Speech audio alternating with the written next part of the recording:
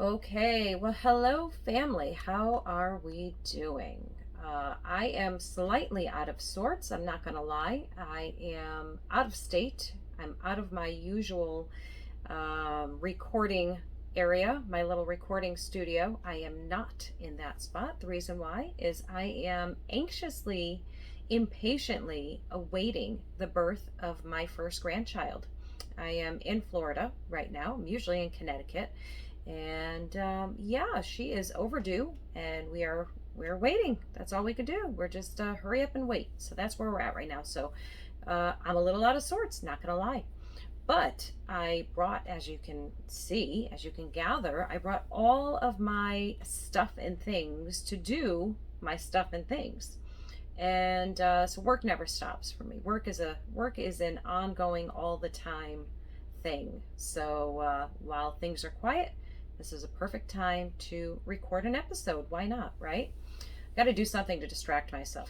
Okay, so in this week's episode, we are going to talk about the three biggest challenges of law enforcement family life. So this is kind of more geared specifically towards spouses and significant others. So there's three major ones, and there's plenty of other things, but this kind of encompasses all of it, like all of the things that we find to be a challenge in this lifestyle. And they're big ones. They're pretty serious. They're pretty heavy. And but the good news is there are ways to manage and combat and make good out of these situations. So that's what we're going to do today. That is our plan. We're going to jump right in because this is what I do. We don't do too much preamble.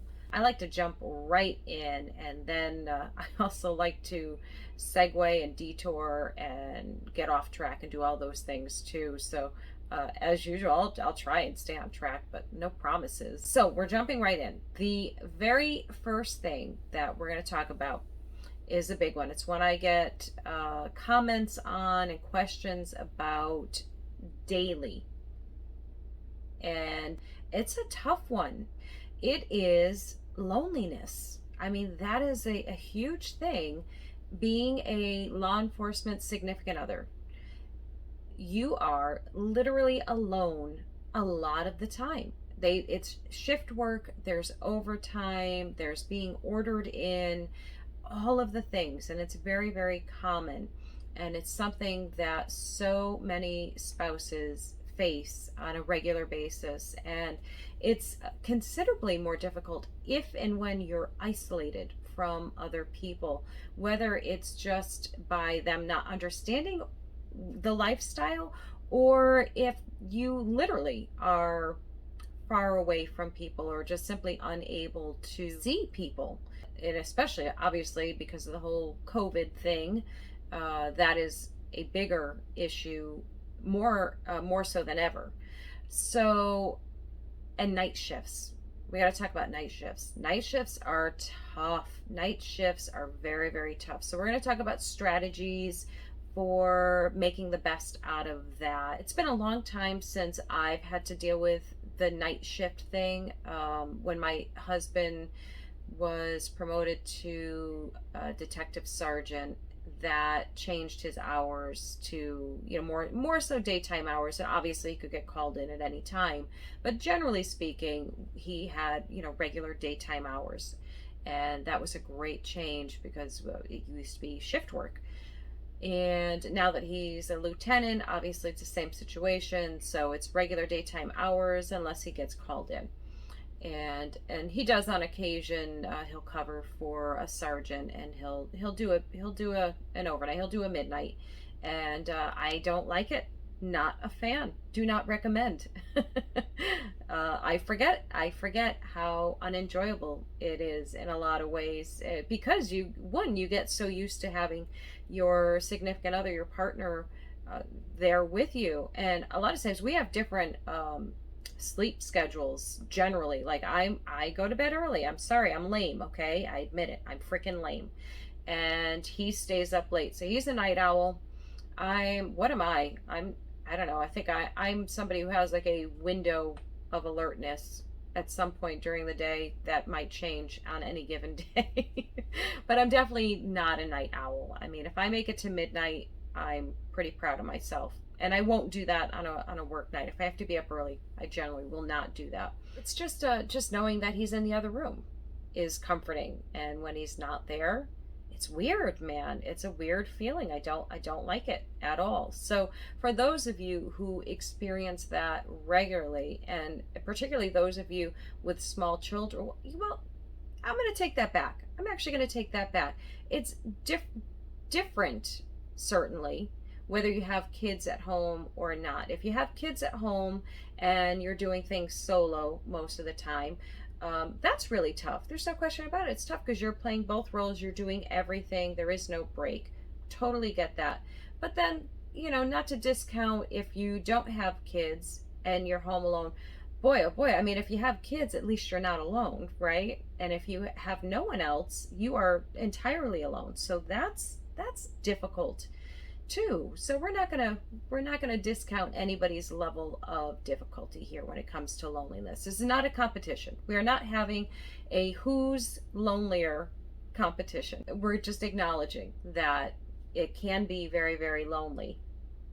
So let's talk about the difference between being alone and being lonely, right? Because obviously there's a huge difference. Being alone is totally fine. You can be alone and be content and comfortable and perfectly happy and at peace. You can also be lonely, and obviously that's the flip side, where it is sad and depressing and all of the negative things. So lonely is very negative, alone is very cool. Or in small doses, obviously. I mean, nobody wants to be alone all the time, unless you're a total recluse, which I joke, I say that I am. A lot of the time I say that I would be perfectly content not seeing anyone at all, anywhere, anytime, and staying home. But obviously I'm exaggerating. I don't really mean that. I usually say that after I've done a lot of peopling. I'm your classic introvert, and people don't believe that because they're like, "What are you talking about? You do all these things. You make these TikTok videos all the time. You do this stuff. You do the podcasting, which you also videotape. You do book signing events where you meet tons and tons of people at any given time and place, and like you're super social, so you don't really know what you are. You don't realize that you're an extrovert." Well, no, that's not true. I am absolutely an introvert. I am probably what you would call an extroverted introvert. So I can extrovert, I can do the things, I can people, but then I need a really heavy dose of quiet time, of downtime. And that's, very typical. If you're an introvert, I'm preaching to the choir. This is totally nothing new to you. You're used to hearing that. No big deal. But yeah, it's always funny to me that people who don't really know me well, think that I'm crazy when I say that. So just because you're an introvert, introverts aren't shy. We get exhausted. We get physically and emotionally exhausted from peopling. So it's not that we don't love you. Whereas extroverts, I don't know. I don't know what extroverts do. Do they get sad and depressed when they don't have people to interact with? I think they do, because I actually heard that a lot from during the whole quarantine and COVID crap, that people were just, I mean, this is a proven fact. I'm not even stating something that we don't know already. The COVID, the quarantine, the isolation was severely damaging to many people, emotionally, psychologically. There's no question about it. I can tell you, here we are segueing again, but I'm going to do it anyhow. You guys will forgive me, I hope. But I remember as we were coming out of this whole thing and starting to socialize again and gather and all of that stuff, I remember seeing people that I hadn't seen in, a year, and being stunned, absolutely stunned at how much they had changed, how much they had aged in a year. And if I had to guess, I would say that those are the people who would consider themselves extroverts and who were just emotionally starving for contact with people. And then there's the rest of us. Then there's us introverts who are like, Yeah, no, I'm cool. It's all good. Hey, how are you? I'm laughing. I know that's wrong to laugh. I'm not laughing at people who were suffering. I'm laughing at people like me who were, in a lot of ways unfazed. So, again, not to minimize anyone else's feelings about how that whole thing has gone for all of us. It sucked royally, and it still sucks. So, for how that relates to law enforcement wives or spouses or significant others, loneliness kind of is a way of life for parts of their career, isn't it? And that's really difficult for most people to understand and comprehend, that, how do you live like that? And there are a lot of partners and significant others that ask themselves that same question. How am I doing this? I can't do this. This is just awful. And some will say, this is not what I signed on for. And it is tough. So obviously, we don't want to see anybody get divorced or break up over something like this.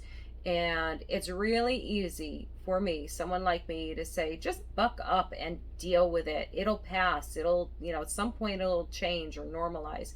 That's not really constructive advice, is it? That does not help you at, 2 o'clock in the morning where there's a noise outside and you don't know what it is and you're by yourself.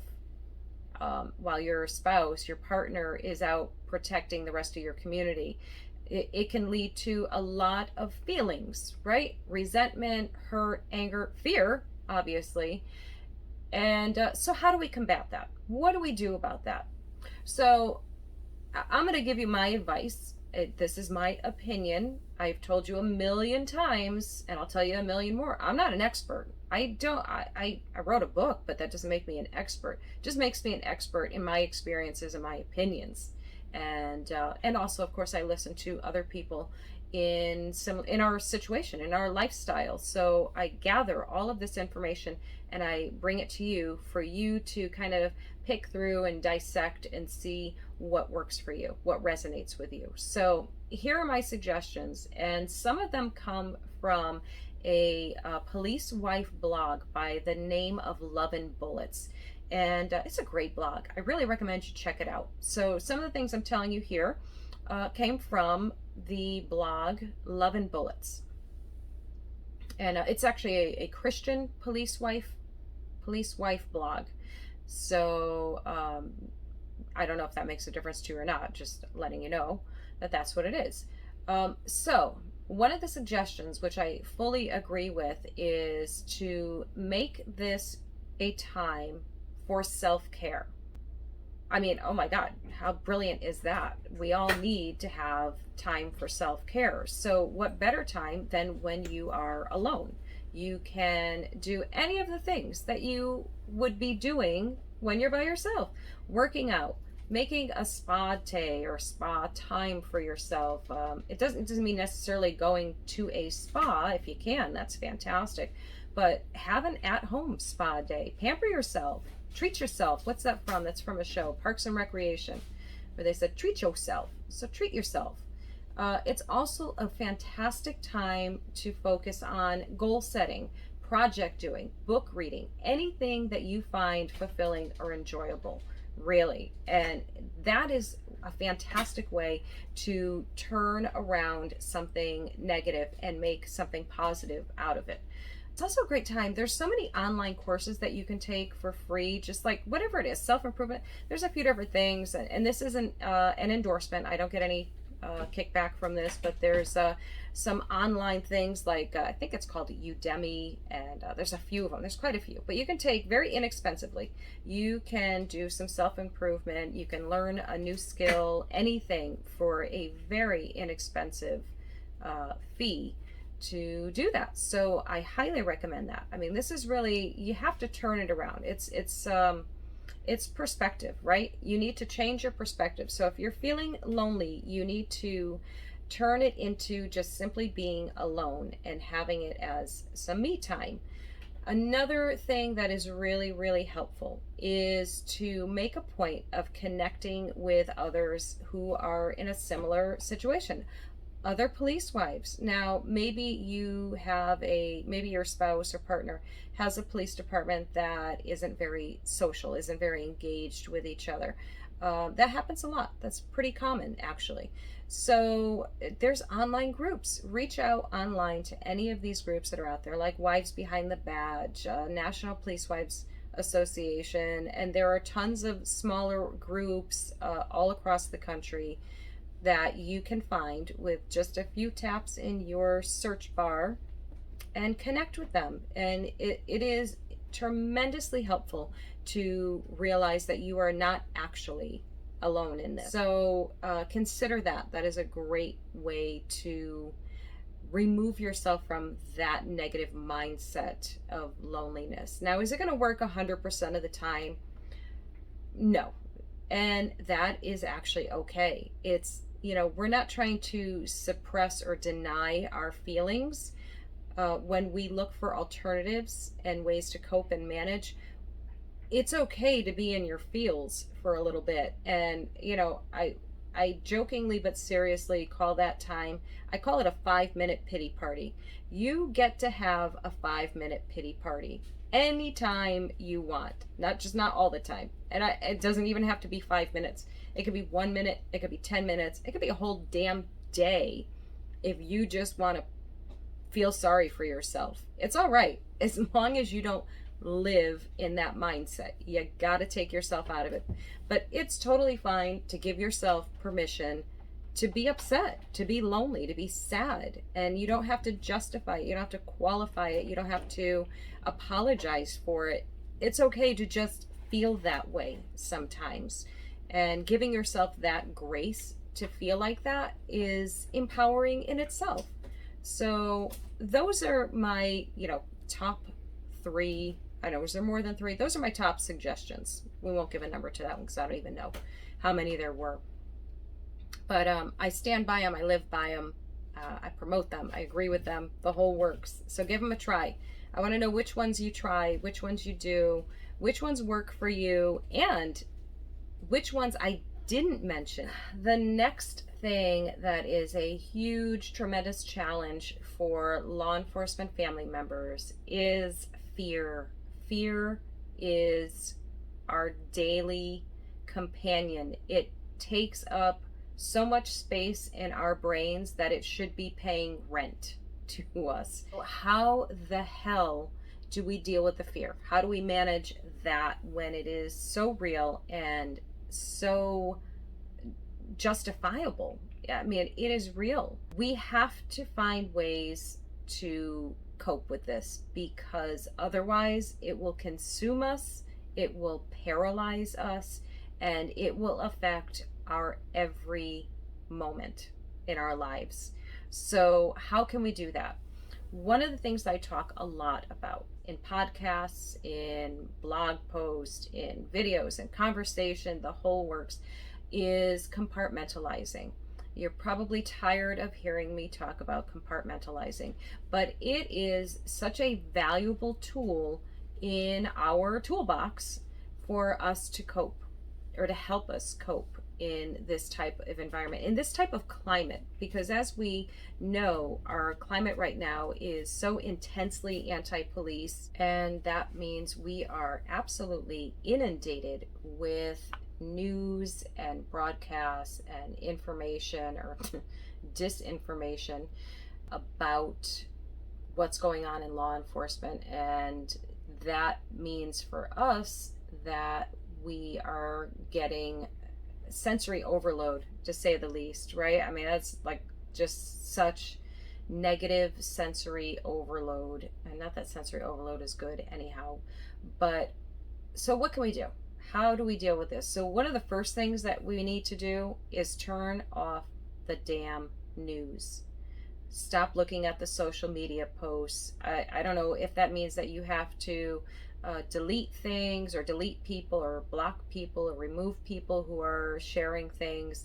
I have done that. I have done the cleaning out of my friends list on social media. Because they are not actually friends, they're just people. They're just Facebook friends, acquaintances, And I've cleared them out because they're unnecessary. They serve no purpose, they serve no good. And in my world, anything that serves no purpose or no good has to go. So I highly recommend that. I don't care who it is. I don't care if it's somebody you grew up with or if it's a family member. If they are bringing you more harm than good, they have to go. And you have a right to protect your peace. And I am a big advocate of protecting your peace. So, and that doesn't make you uninformed. That doesn't make you, I don't know, unwilling to learn things or see things.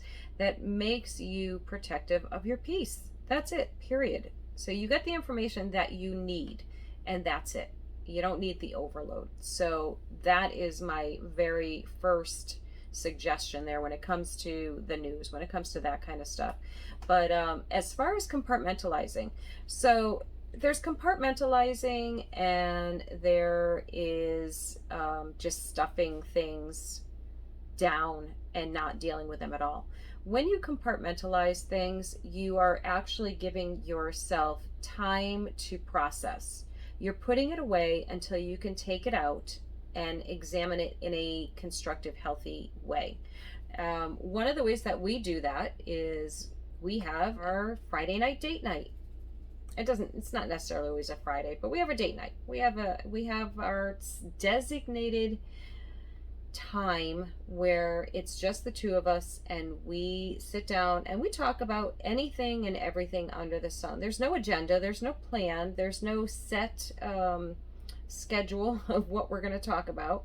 We just let the conversations go where they go, and a lot of times that does mean opening those drawers, opening those compartments and rifling around inside and seeing what needs to be discussed. So when you compartmentalize, you are just giving yourself a damn break. Okay, you're putting things. I imagine when I think about compartmentalizing, I literally picture this tall dresser, of drawers, like almost like do you remember what those little card catalogs look like in the library? Those little file things. What the hell were they called? I don't even remember. Is that the Dewey Decimal System? Oh my God, I'm embarrassed that I don't even know. But yeah, you picture that little card catalog, and you pull open a drawer and you sift through and see what needs to be discussed, and you just go with it and you let it go, and you give them, your partner, the opportunity to do the same. And then when you're done, you put it back in the drawer. I don't care if you shove it in there or put it in there neatly, whatever works for you, but you put it back in the drawer, you close the drawer, and you move on. And if you need to open the drawer again at another time, you do that. But you give them their time and their place. And that time and place is simply not all of your time. So that's a huge beneficial skill to have. Again, it is not meant for you to just keep shoving things down and putting a padlock on it and letting it collect dust and never unlocking it to see what's inside. And they also have to address and acknowledge the feelings, the fears, the doubts, the anger, all of the things need their time to come out. And if you're not doing that, you can guess how unhelpful that will be for everyone. I remember a long time ago when my husband and I were first dating, I remember having this very conversation about the fear. And it was not long after the first time I saw him in full uniform, and that's when it fully, truly hit me, the seriousness of his job and the consequence or potential consequences of the job. And I remember asking him, how do you do it? How do you not let the fear consume you? Because I feel like in that moment, I felt like it was consuming me. All of the things, the minute he walked out the door, hearing sirens, even though he worked in another town than we lived in, hearing sirens would just shoot a line of fear down my back. And I couldn't get my head wrapped around it. And he was actually the one that talked to me about compartmentalizing, not letting fear consume you, and just comparing it really to, listen, anything can happen to anyone at any time. You can walk out the door, get in your car, and get into a car accident. Anything can happen at any time. But if you spend all of your time worrying about the things that might happen, you are missing out on life. You're not living, you're just existing. So we are not here, we weren't put here to exist. We were put here to live. So you live. And for us, what that means is you love harder. You make sure you say goodbye. Your fights don't last as long as they might have otherwise. You know the power of forgiveness. You know the value of time. And that is how you take something so negative, like fear, and you make it something positive and constructive and useful. It is the thing. Fear, if you're lucky, if you're smart, fear will teach you how to live in the present, be in the now, and not worry. Ironically, having fear will make you not worry. It will make you not worry about the small stuff. You know the saying, don't sweat the small stuff. And I think the lucky law enforcement families have learned that, and they utilize that. They live by that. That is kind of their credo, that we're not going to sweat the small stuff. We're not going to let the little things that happen in life be big things, because there are so much more that is bigger than somebody leaving the toilet seat up, or not taking the garbage out, or whatever, all the stupid things that we get wrapped up in. And again, the flip side of that is, and I feel like this does need to be said, because we can also get caught up in the always be strong mentality, always be tough, always be this and that, and focus on the good and do all that. Again, I say, allow yourself that opportunity to feel the fear. It's okay to feel the fear. It's normal. It would be weird. It would be totally freaking weird if you weren't afraid at all at any point in time. So it's okay to feel that, and you have to give yourself permission to feel that. But you balance it out with that warrior mentality and use it. Use the fear to drive you to be constructive and to do things that are positive and useful.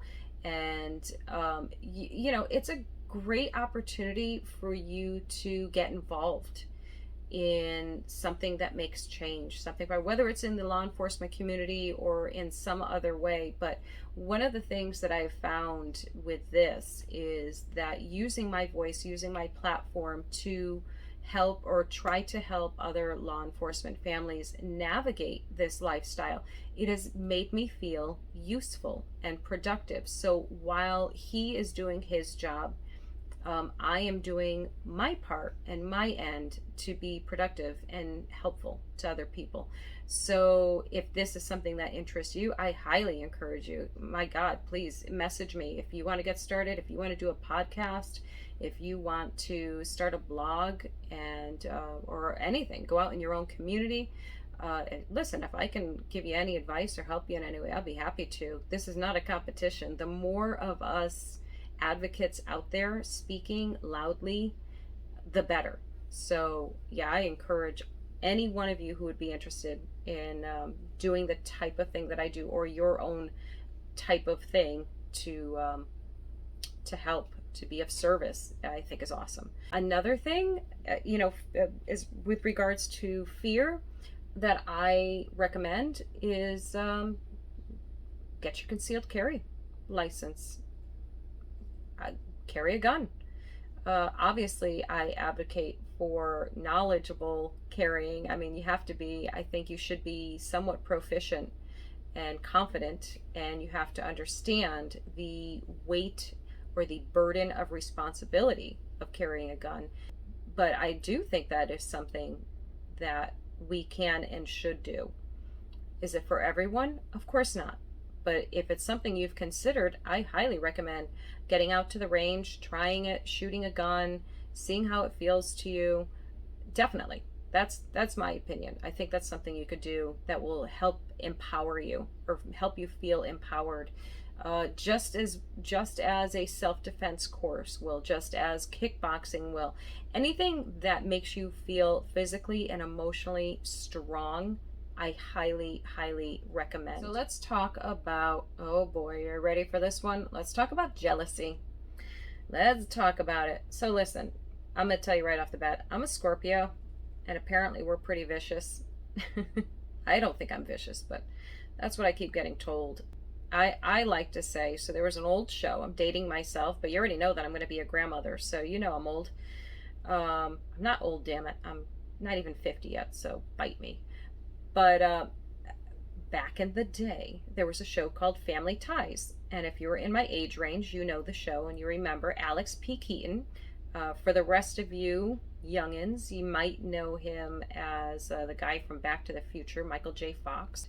Michael J. Fox played a character named Alex P. Keaton. I actually cannot believe that I remember that so specifically, but I do. Yay me.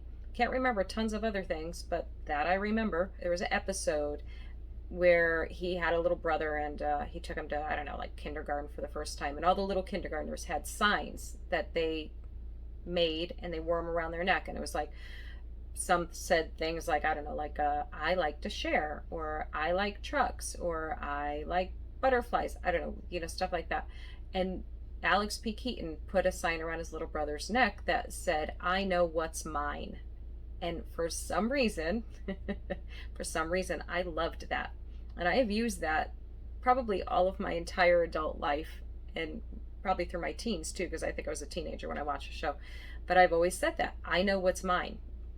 And I'm very serious when I say that. I know what's mine. And no, I do not think anybody owns anybody else. You know exactly what I mean when I'm saying that. So don't be obtuse, because you know. But I wouldn't say I'm jealous by nature. I might be possessive by nature, I guess, going by that, right? I think that might be more fair. I'm not saying that it's healthy or good. It just is what it is.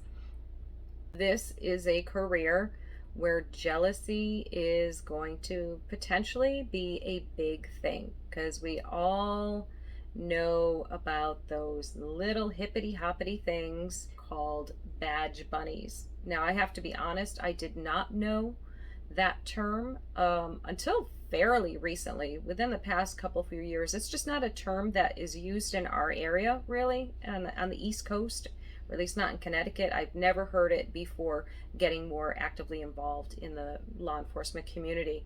And so that cracked me up. So badge bunnies, if you don't know what they are, a badge bunny is simply a female who is very attracted to anyone wearing a badge, wearing the uniform. And they are aggressive about it. They generally don't care if they're married or not. They are all about bagging a badge, so to speak. There's some other names for them too that I've heard recently. I think there's like, they're so gross. I don't even like saying it, but I'm gonna say it now that I started it. Holster sniffers, and I forget what else. There's a whole bunch of other ones that I've heard recently that are all. And listen, I'm not a fan of name calling other women and putting them down. It's not really my thing. But I will say, not a fan.